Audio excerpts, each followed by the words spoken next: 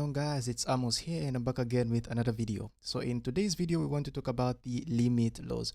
But before we start, let me first of all clarify, let me just first of all talk about a few things to continue from where we left the previous video. Now let me first of all explain, let me first of all make mention of the fact that if the limit exists, then the limit is going to be unique. So this is very, very important in the sense that convergence is going to be well defined. If we have multiple limits, then it would mean that the sequence is going to converge to multiple numbers simultaneously, which is going to be very, very cumbersome and very, very ambiguous. And then most concepts such as differentiation rely on the fact that the limit of a sequence is basically going to be unique. Now, of course, I'm not going to give you a formal proof. Maybe I'm not going to show that the limit of a sequence, if we can find some number or some real number that is a limit to some sequence, then that number is going to be unique. So we're not going to do that in this video, but it's just something that is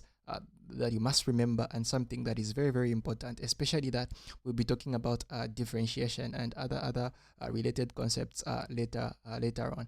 And then the sequence doesn't have to be defined starting from the very first step. For example, we said that a numerical sequence is basically a mapping from some set n1, which is a subset of the set of natural numbers, to some field f. Now, in our case, f is going to be equal to the set of real numbers. Now, if you look at the sequence un, now we talked about representation of sequences. Now let's simplify things, and let's look at this sequence here, root of n minus 4.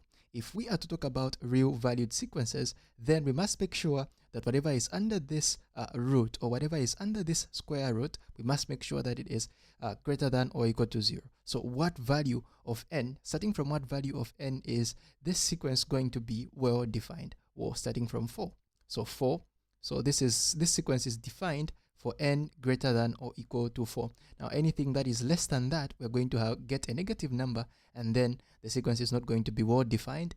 And so if we are to talk about a real sequence here, a real valued sequence, or a sequence that has real numbers, then whatever is under the square root has to be, in this particular case, greater than or equal to 4. All right, let's now look at the limit laws.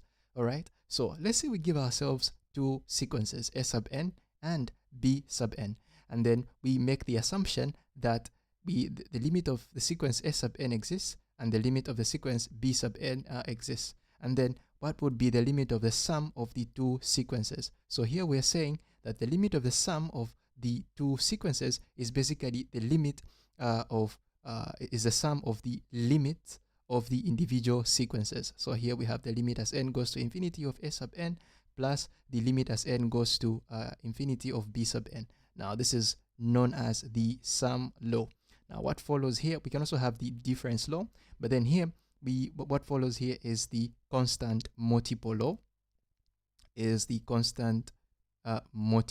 law, like so. So if we multiply the limit as n goes to infinity of this item that we have here, c, some constant number c, some constant real number c, multiplied by the sequence s sub n, or multiplied by some term of the sequence s sub n.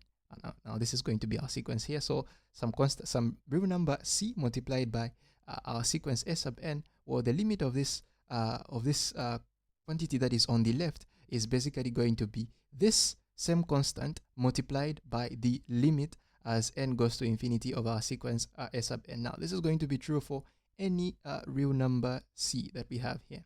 And then we have the product law. We have the product law now, which means the product, the limit of the product of two sequences is basically going to be the product of the limits of the individual sequences. So here we have the limit of the sequence s sub n as n goes to infinity, and the limit as n goes to infinity of the sequence b sub n. Then we also have what is known as the quotient law. And as we all expect, this item here has to be different from 0, because we're dividing by, we are performing some form of division here.